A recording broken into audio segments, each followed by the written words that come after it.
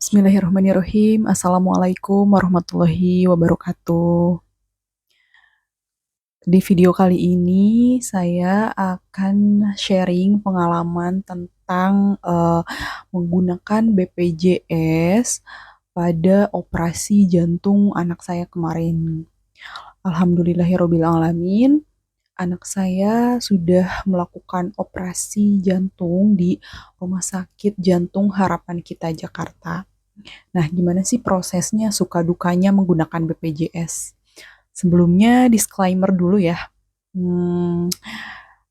Ini hanya pengalaman pribadi saya menggunakan BPJS ini. Semoga video ini bermanfaat buat teman-teman nanti yang akan melakukan operasi jantung juga di Rumah Sakit Harapan Kita. Memang banyak suka dukanya, banyak lika-likunya, dan Masya Allah, Alhamdulillah itu sudah saya lewati gitu. Dan saya ingin share video ini kenapa? Karena saya juga merasakan gitu ya sebagai pengguna BPJS yang akan melakukan operasi. Memang kadang bingung juga nih harus kemananya gitu lah. Mudah-mudahan video ini bisa bermanfaat untuk teman-teman, seenggaknya ada gambaran gitu. Oke. Jadi awalnya kan awalnya emang aku nggak pakai BPJS sih, karena kan belum tahu anak aku penyakit jantung bawaan ya. Awalnya kan anak aku dibawa ke dokter anak karena flu ringan sih sebetulnya. Di video sebelumnya sudah saya jelaskan ya. Awal mula anak saya terdeteksi penyakit jantung bawaan itu. Nah, dari situ dokter anak merujuk saya ke dokter jantung, dan pada saat itu memang karena saya sebagai seorang karyawan swasta, alhamdulillah saya mendapatkan bisa ngeklaim biaya rawat jalan untuk anak saya gitu. Nah, pada saat itu memang saya menggunakan dana pribadi, dan memang cukup lumayan untuk biaya ke dokter jantungnya sendiri, karena ada pemeriksaan echo. Echo itu semacam USG jantung. Itu USG-nya aja 1 jutaan ya. Karena waktu itu kan USG jantungnya dengan dokter jantung dewasa itu sekitar 1.200.000 di tahun 2023 ya. Itu belum termasuk dokter dan lain-lain, berarti hampir 2 juta lah. Nah, kalau untuk echo anak kayaknya 1.800.000 kemarin saya lihat kwitansinya. Tapi untuk echo di Rumah Sakit Harapan Kitanya saya pakai BPJS gitu.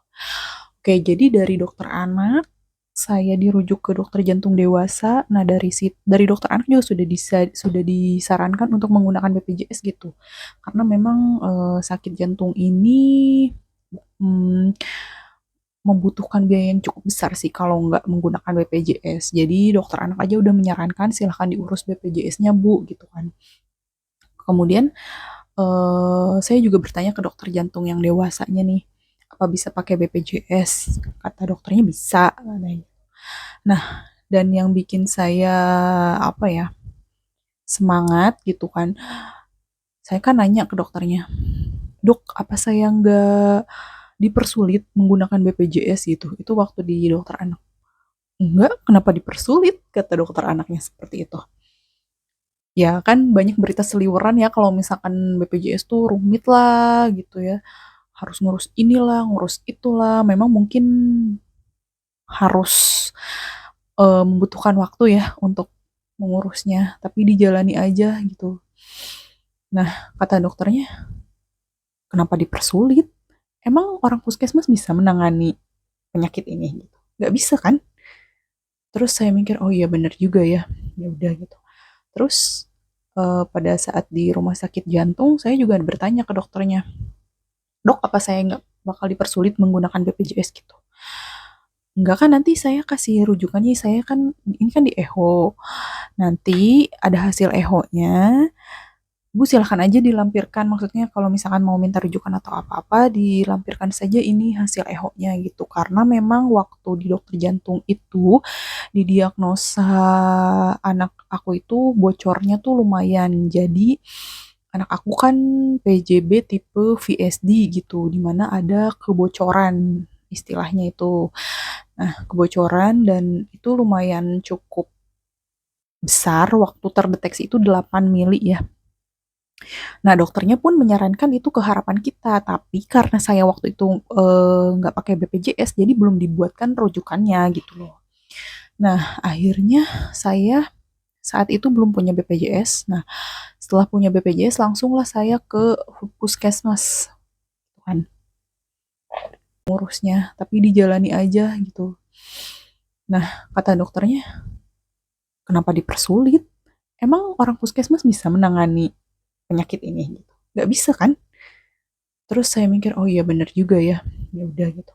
Terus pada saat di rumah sakit jantung, saya juga bertanya ke dokternya, dok apa saya nggak bakal dipersulit menggunakan BPJS gitu?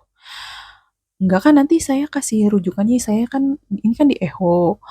Nanti ada hasil echo-nya, Bu silahkan aja dilampirkan, maksudnya kalau misalkan mau minta rujukan atau apa-apa, dilampirkan saja ini hasil echo-nya gitu. Karena memang waktu di dokter jantung itu, didiagnosa anak aku itu bocornya tuh lumayan. Jadi anak aku kan PJB tipe VSD gitu, dimana ada kebocoran istilahnya itu. Nah, kebocoran dan itu lumayan cukup besar, waktu terdeteksi itu 8 mili ya. Nah, dokternya pun menyarankan itu ke harapan kita, tapi karena saya waktu itu nggak pakai BPJS, jadi belum dibuatkan rujukannya gitu loh. Nah, akhirnya saya saat itu belum punya BPJS. Nah, setelah punya BPJS, langsunglah saya ke puskesmas kan. Setelah dari puskesmas, diceklah sama dokternya, memang jantungnya anak aku ini tuh dicek pakai stetoskop aja bising banget gitu loh, kedengeran bising. Jangan kan pakai stetoskop, aku tuh nyoba-nyoba ya, eh, telinga ditempelkan ke dadanya, memang suara jantungnya itu bukan dek dek dek bukan gitu, tapi sst, sst, sst, kayak suara bocornya tuh jelas banget gitu. Makanya kata pihak puskesmas, eh, saya nggak dipersulit sih, langsung dikasih rujukan ke rumah sakit daerah gitu kan. Oh ya, sebetulnya juga saya pernah nanya ke harapan kitanya tuh melalui WA ya, ada WA customer service-nya di situ. Saya bertanya apakah saya bisa menggunakan BPJS dengan melampirkan hasil echo ini. Kata dia nggak bisa, tetap harus rujukan vaskes 1, vaskes 2 dulu. Ya udahlah, kita turutin gitu kan. Terus dari situ, dari puskesmas saya dirujuk ke vaskes rumah sakit. Di puskesmas itu antriannya nggak terlalu panjang kok, nggak seperti yang saya bayangkan gitu kan. Alhamdulillah puskesmas di rumah saya tuh ramah-ramah orangnya. Terus untuk ke rumah sakitnya, memang di situ tuh pasien orang tua semua ya. Saya aja kaget loh, antriannya banyak banget, 50 gitu ya. Dan itu orang tua semua. Saya bawa bayi sendiri gitu. Dan itu tuh ngeceknya tuh cuma sebentar banget gitu loh. Dan sebelum masuk ruangan dokter, saya ditanya sama perawat, untuk sakit anak saya itu kayak gimana. Saya bilang aja saya mau minta rujukan ke harapan kita gitu. Saya membawa hasil echo gitu. Terus kata perawatnya, oh ya udah nanti saya bilang dulu ke dokternya ya. Memang kalau misalkan sebelumnya juga saya nanya, apa saya boleh dibuatkan rujukan aja gitu, nggak usah ngantri panjang sama orang tua yang lagi check up gitu. Tapi ternyata katanya kalau sekali dulu harus diperiksa karena dokternya harus tahu gitu kan. Dan itu juga nggak dipersulit sih, maksudnya dia melihat hasil echo dan menempelkan stetoskopnya, dan dia benar, oh iya. Tapi dia bilang gini, ini sebenarnya bisa ditunggu sih Bu sampai umur 5 tahun, tapi keputusan tetap ada di rumah sakit harapan kita. Dokternya seperti itu. Nah, eh memang bocor jantung ini banyak macamnya ya teman-teman ya. Memang ada yang nggak langsung dirujuk gitu ke harapan kita, ada yang kadang di fase 2 itu dievaluasi dulu, misalkan Yaudah Bu, nanti kontrol lagi 3 bulan kemudian kita lihat nih perkembangan anaknya. Kalau anak saya itu memang karena berat badannya itu kan susah naik ya per bulannya, jadi sudah menghambat pertumbuhannya gitu. Jadi dibawa ke harapan kita. Nah kata dokternya juga gini, saya juga sebelumnya searching-searching ya, katanya di harapan kita tuh antriannya tuh panjang dan waktu tunggunya tuh bisa bertahun-tahun. Saya bertanya ya, emang betul dok seperti itu? Ya makanya ibu ke harapan kita dulu, minimal nama anak ibu masuk dulu katanya gitu. Ya udah deh, habis itu saya ke harapan kita dan saya sarankan sih ke harapan kita tetap daftar online. Di situ ada daftar untuk apa ya, pasien baru gitu, khusus pasien baru, karena khawatirnya kalau misalkan nggak daftar online tuh kuota tuh udah penuh semua gitu. Nah, pokoknya di era teknologi sekarang, pokoknya sebelum kita datang ke tempat itu, pokoknya harus searching-searching dulu deh. Kalau ada pendaftaran online, mending daftar dulu gitu. Bahkan kemarin ke rumah sakit juga ada tuh daftar online gitu. Apalagi rumah sakit besar seperti harapan kita sih. Dan itu emang antrian pendaftaran itu emang panjang, tapi biasanya pasien baru itu diprioritaskan. Nah, akhirnya langsung tuh dapat WA, udah daftar di websitenya harapan kita. Saya mendapatkan WA dari harapan kitanya untuk datang, dicek di sana EKG, ditimbang segala macem. Bahkan saya disuruh ronsen waktu itu. Jadi echo-nya diulangi lagi karena beda ya echo jantung anak sama jantung dewasa. Kalau yang pertama kan jantung dewasa. Kalau yang kedua tuh echo jantung anak gitu. Nah, saya juga kaget dengan hasilnya. Pokoknya dokter bilang, ya ini ujung-ujungnya harus operasi sih Bu. Gitu. Tapi ini lubangnya tuh cuma 4 mili. Tapi ibu jangan lihat dari besar kecilnya lubang, tapi lihat dari dampaknya ke anaknya tuh seperti apa sih dengan lubang sekecil itu gitu kan. Dan lebih cepat, lebih baik sih. Gitu.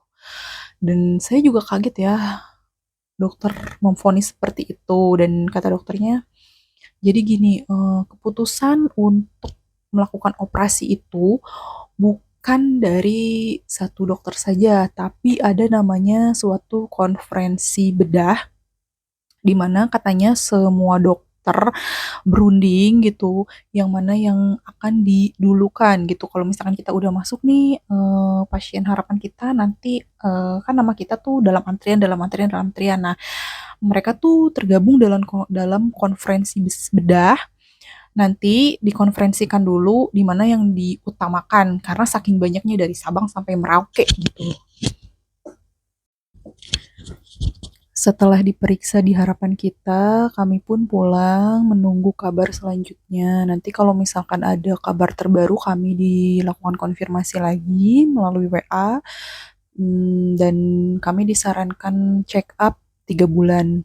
Nah, untuk rujukan BPJS sendiri itu cuma berlakunya 3 bulan ya teman-teman. Jadi kalau misalkan 3 bulan itu rujukan habis ya kita ngulang dari awal lagi ke puskesmas lagi. Tapi kalau misalkan kita ngeliatin ininya apa namanya kertas rujukan sebelumnya, karena di situ tertulis 3 bulan kemudian harus kontrol, kayaknya sih nggak dipersulit juga sih. Nah setelah itu kan karena kami sebagai orang tua shock ya dengan kondisi anak kami yang harus dilakukan operasi. Sebenarnya anak saya itu biasa-biasa saja, nggak pernah sakit, demam pun bahkan anak saya nggak pernah, cuma anget-anget dikit gitu. Aktif, sangat aktif, cuman memang berat badannya itu naiknya nggak sesuai KBM ya. Nah, kami pulang di situ tuh apa ya, dengan perasaan sedih tentunya ya. Jadi keputusan untuk melakukan operasi itu bukan keputusan yang mudah dan bukan sebulan 2 bulan kami ya oke operasi gitu. Bukan nggak puas ya dari dokter pertama, tapi saya tetap mikir gini, saya pengen nyari second opini gitu, bukan berarti kami tidak mempercayai dokter pertama untuk apa ya, untuk memantapkan hati kami gitu, melangkah selanjutnya untuk tindakan anak kami. Apa kami itu sudah sesuai, apakah sudah seharusnya memang harus dioperasi segera atau bagaimana. Akhirnya kami cari info, saya cari info, pokoknya setiap hari saya pegang HP pasti saya searching-searching gitu, saking paniknya ya seorang ibu dengan anak saya menderita penyakit jantung bawaan itu kan panik banget lah pasti. Pokoknya setiap hari saya lihat HP, berita dari mana-mana saya ikutin. Semuanya saya ikutin pokoknya. Makanya kenapa saya ingin bikin video ini tuh biar nambah pengetahuan juga gitu, nambah-nambah orang yang ingin tahu gimana prosesnya gitu. Nah, habis itu, habis 3 bulan, kan harus rujukan dari vaskes dulu, satu dulu ya. Nah, saya tuh penasaran, ternyata kan ada dokter jantung spesialis anak, subspesialis anak, ada dokter anak subspesialis jantung. Nah, yang ke harapan kita itu, saya itu kan nemuin dokter jantung subspesialis anak dan saya penasaran ingin ke dokter anak yang subspesialis jantung. Akhirnya ke fase satu saya minta rujukannya ke dokter anak, bukan ke dokter jantung gitu. Nah, saya ceritakan juga kronologisnya dan saya yang minta gitu dirujuk ke dokter anak, kata orang puskesmasnya. Oh iya Bu, bisa. Ya udah, tapi saya nggak, saya cuma bilang gini, Dok, saya dengar-dengar di harapan kita itu antriannya sangat panjang, saya mau nyoba dong, di apa dirujuk ke dokter anak aja gitu, kata puskesmasnya. Oke Bu, kita rujuk dengan rumah sakit yang sama cuma dokternya berbeda gitu, kemarin di dokter jantung, sekarang di dokter anak.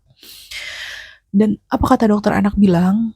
Dokter anak bilang gini, Ibu, saya kan minta dok, apa anak saya diresepin susu tinggi kalori aja ya? Kata dokternya gini, percuma ibu, nutrisinya nggak keserap gitu, yang namanya bocor gitu kan. Saya tidak menjamin sih Bu, kalau ibu mau beli silahkan di luar, kami tidak menyediakan. Akhirnya saya dikasih resep susu Infantini waktu itu. Nah, tapi emang bener sih nggak terlalu ngaruh tuh diberikan susu. Itu kan mahal ya, satu kaleng. Nah, habis itu saya cerita, Dok, kayaknya di rumah sakit harapan kita ini antriannya panjang. Kata dokternya, saya pasti kasih rujukannya Bu, tapi saya nggak tahu rumah sakit mana yang cepat, kata beliau begitu. Akhirnya dokter nurut aja, saya minta ke JHC, Dok. Saya dengar juga katanya JHC itu lebih cepat sama RSCM. Saya minta ke JHC, karena gini, kalau yang kan ada dua tipe ya, ada sederhana dan kompleks. Nah, anak aku itu termasuk yang sederhana gitu kan. Kalau yang kompleks itu pasti harus ke harapan kita, nggak bisa ke JHC. Ujung-ujungnya pasti dirujuk lagi ke harapan kita. Sampailah saya nah habis itu saya dikasih rujukan ya ke JHC. Di JHC itu 2 hari sebelum saya ke JHC ada WA dari harapan kita.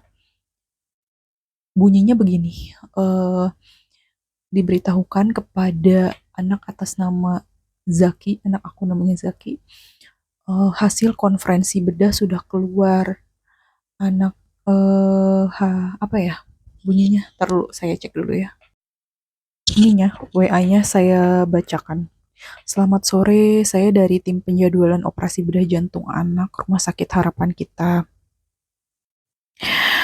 Ingin menginformasikan hasil konferensi bedah mengenai rencana operasi bedah jantung atas nama Zaki telah ada. Pasien dipersilahkan untuk bisa datang segera ke poli bedah atau bisa melakukan konsultasi online melalui video call dengan dokter bedah untuk memulai persiapan operasi. Dengan terima SMS ini, gemeter langsung saya, gemeter, nangis pasti.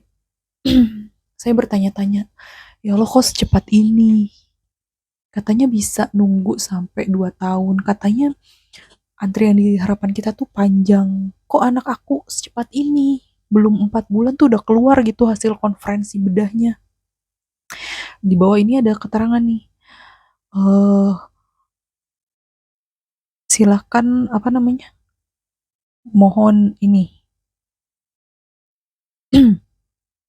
Mohon segera memberi jawaban, pasien bersedia dijadwalkan operasi atau tidak bersedia gitu kan. Aku bingung. Aku langsung telepon suami aku, kata suami aku, Bismillah, jawab bersedia gitu. Aku tuh nggak terima gitu. Awalnya aku nggak terima, aku nggak mau, aku takut gitu. Aku takut. Kata suami aku, balas dulu, yang penting balas dulu katanya gitu. Ya udah aku balas bersedia diterima. Karena rujukan udah berjalan ya, saya tetap ke JHC gitu. Saya tetap ke JHC dengan dokter Dading waktu itu, masya Allah. Di situ beliau tuh menjelaskan sangat panjang ya, panjang karena beliau dokter anak. Beliau sebenarnya tidak mau terburu-buru melakukan operasi, tapi kata beliau gini, loh itu udah ada panggilan operasi, ya udah Bu, kenapa nggak dimanfaatkan aja gitu kan. Sebenarnya pertimbangan dokter Dading tuh luar biasa banyak ya kan. Sekarang gini, berat badan tidak naik, ibu jangan salahkan bocor jantungnya dulu Bu, kita harus evaluasi dulu apakah ada penyerta lain yang menyebabkan anak ibu itu eh apa, berat badannya susah naik gitu. Tapi setelah dicek di echo, oh ya Bu, ini tadinya dia dia pikir ini kecil ya. Oh ini kecil sih Bu, 4 mili gitu kan. Tapi tunggu sebentar katanya. Kayaknya ada yang aneh Bu. Eh, oh ini cukup besar Bu. Memang apa ya? Intinya tetap disarankan operasi sih. Beliau lebih menguatkan gini, pasien saya banyak kok yang melakukan operasi gitu, banyak yang melakukan operasi dan sekarang baik-baik aja, sehat aja. Ingat ya Bu, masa depan anak ibu itu sekarang ada di tangan ayah ibunya. Mereka kan belum bisa ini ya, masih kecil gitu kan. Keputusan ada di tangan ibu bapak, jangan sampai menyesal gitu lah pokoknya intinya. Terus saya bilang gini, kalau lanjut di rumah sakit ini bisa Dok, bisa, tapi syaratnya kalau di sini harus ke dokter gizi dulu. Dan ibu jangan kaget kalau misalkan nanti dokter gizi disarankan anak ibu minumnya pakai NGT, selang NGT yang dimasukin ke hidung. Saya kan ngebayanginnya udah nggak tega ya, saya nggak mau gitu kan.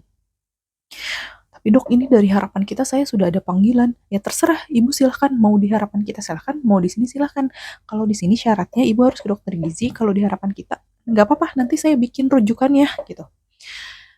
Dan saya dan suami berpikir, sebenarnya saya ingin di JHC ya, karena dokternya nyaman banget gitu, saya sama dokternya. Tapi suami saya ingin di harapan kita, karena mungkin yang pertama dia lebih ini ya, karena kan jantung ya, lebih spesifik gitu di jantungnya. Gak tau lah, pokoknya banyak pertimbangan lah suami saya, nggak tahu hatinya pengen ke harapan kita. Ya nggak apa-apa ibu, nanti saya bikinkan rujukannya. Jadi di situ dituliskan perpanjang rujukan ke harapan kita. Selesai dari situ, nggak langsung, saya juga nggak langsung sih besoknya ke harapan kita, enggak. Saya daftar online dulu seperti biasa dan masih menimbang, berpikir, dan waktu itu kan saya dan suami posisinya kerja ya, kami mencari waktu luang untuk cuti segala macam. Sampai saya di WA lagi sama harapan kitanya, kapan akan ke dokter bedah katanya gitu. Insya Allah Bu, bulan depan saya gituin. Nah, pada saat itu saya memilih poli online nih, poli online teman-teman. Karena bekerja itu saya kan cuti saya terbatas ya. Nah, karena memilih apa, poli online, jadi saya nggak bisa rujukan lagi nih. Maksudnya gini, pada saat poli online itu cuma 10 menit waktunya. Dan itu bayarnya sekitar 150 atau 125 ya, saya lupa. Nah, itu cuma daftarnya bisa melalui call center.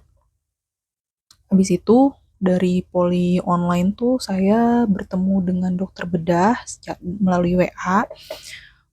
Beliau, saya juga bilang gini, dok anak saya aktif, kata dokter gini, nanti setelah dioperasi akan lebih aktif lagi Bu gitu. Terus dok anak saya tuh merangkak, apa nggak apa-apa nanti terbentur-bentur gitu kan. Nggak apa-apa Bu gitu kan, nggak apa-apa katanya gitu. Bahkan kata dokternya lebih cepat lebih baik Bu, sebelum nanti sesak. Soalnya kalau udah sesak nggak bisa dilakukan tindakan harus diobati dulu seseknya gitulah dan segala macam. Yaudah saya apa namanya ibu harus ke dokter THT dan gigi, tapi karena anak saya belum ada giginya, ibu harus ke dokter THT gitu untuk mengecek aja, dicek aja sih bu telinga hidung sama tenggorokannya gitu kan. Terus saya nanya apa bisa pakai BPJS, ya silahkan di daerah ibu saja katanya gitu. Saya mikir aja gimana cara pakai BPJS-nya, apa saya ke Vaskes 1 dulu, ke Vaskes 2, apa langsung gimana gitu kan. Soalnya kan posisinya kan rujukan saya udah di harapan kita gitu kan. Nah, poli online itu nggak bisa pakai BPJS ternyata. Saya pikir lupa bisa ya. Nah, habis itu akhirnya ke THT-nya saya pakai bayar pribadi. Cuma 200.000 sih. Nah, saya berpikir ya kalau misalkan saya minta rujukan ke THT, yang rujukan ke si harapan kitanya hangus, ternyata enggak. Ternyata kita bisa ada dua rujukan. Saya berbincang-bincang juga dengan ibu-ibu yang lain gitu. Ternyata kalau misalkan mau minta rujukan ke THT, ya silahkan ada dua opsi sih.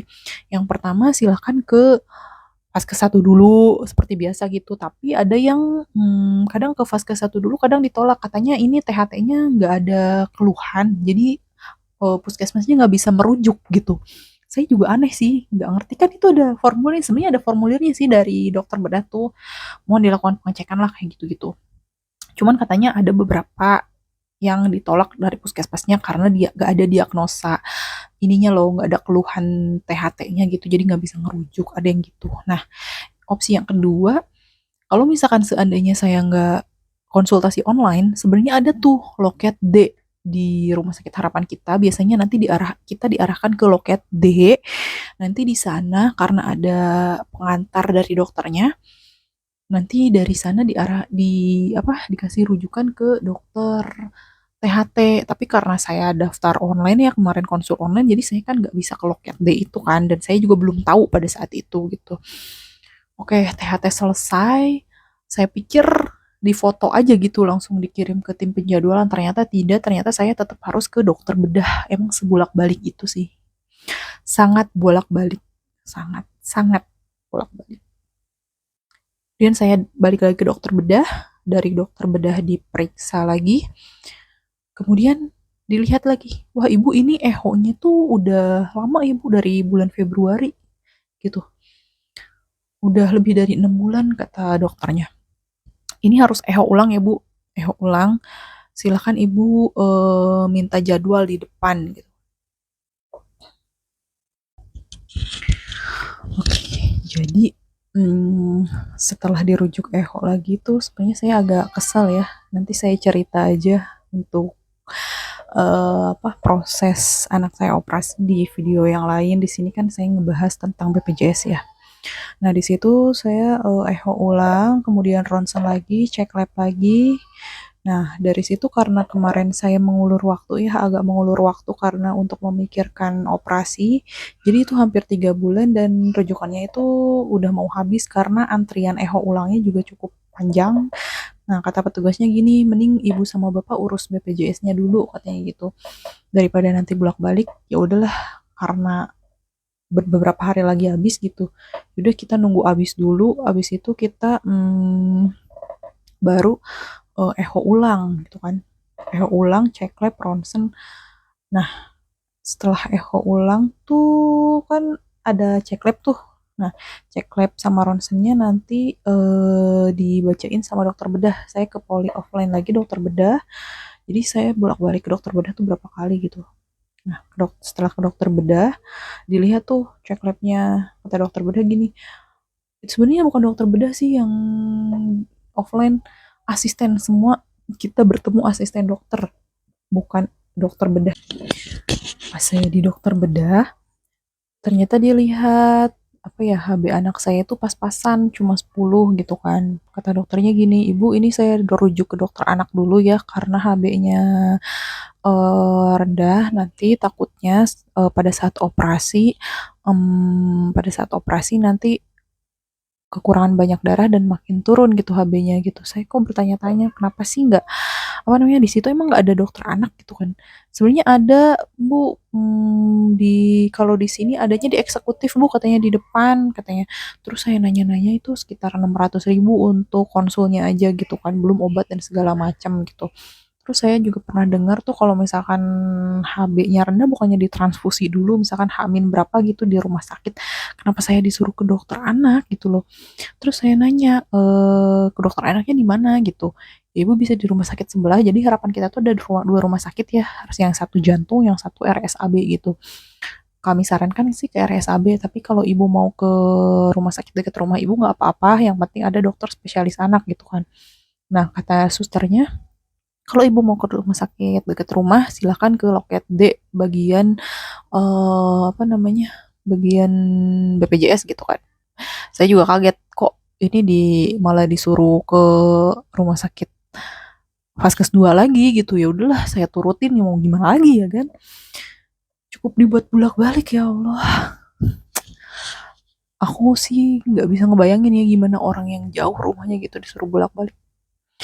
Nah, habis dari dokter anak tuh, akhirnya kan saya milih di Karawang, rumah saya di Karawang kan. Dokter anaknya heran, "Bu kenapa dirujuk ke sini ya?" Katanya, "Ini terlalu jauh, Bu. Ini bukan kuasa saya." Maksudnya gini, di rumah sakit itu punya aturannya masing-masing. Kalau cuma HB segini, ini cuma sekedar angka buat saya, kata dokternya gitu. Anaknya nggak apa-apa, nggak ada demam, nggak ada apa-apa, nggak apa-apa kan. Kalau di rumah sakit ini HB segitu masih aman sih, Bu. Tapi nggak tahu saya di harapan kita. Kalau misalkan di harapan kita segitu emang nggak bagus ya berarti dokter anak yang di harapan kita yang ngambil keputusan, dia bilang gitu. Terus aku bilang ya udah dok lah, saya nggak tahu ya, saya juga nggak tahu, pokoknya saya diarahinnya seperti itu. Yang penting dokter tulis aja di komentar, komentar dokter seperti apa, aku bilang gituin kan. Saya takutnya disuruh bolak-balik kan. Akhirnya saya ke dokter bedah lagi tuh, ternyata beda asisten dokternya. Katanya gini, gimana kata dokter anak, kata dokter anak ya gitu, saya ceritain lah. Terus kata dokter bedanya, oh ya udah gitu. Akhirnya lanjut, dari situ saya langsung diarahkan ke dokter anestesi. Dari dokter anestesi itu, saya awalnya ragu nih, karena BPJS itu tuh satu hari itu cuma bisa ke satu dokter, gak bisa ke dua dokter. Misalkan sekarang saya ke dokter bedah nih, kemudian nanti sore saya ke dokter anak. Nah itu nggak bisa. Nah saya udah coba soalnya, sorenya saya ke dokter anak, itu nggak bisa dipakai BPJS-nya, harus besoknya gitu, nggak bisa. Nah pas dari dokter bedah, tapi langsung diarahkan ke anestesi bisa gitu. Setelah selesai di anestesi, barulah pokoknya tahap operasi selanjutnya gitu kan.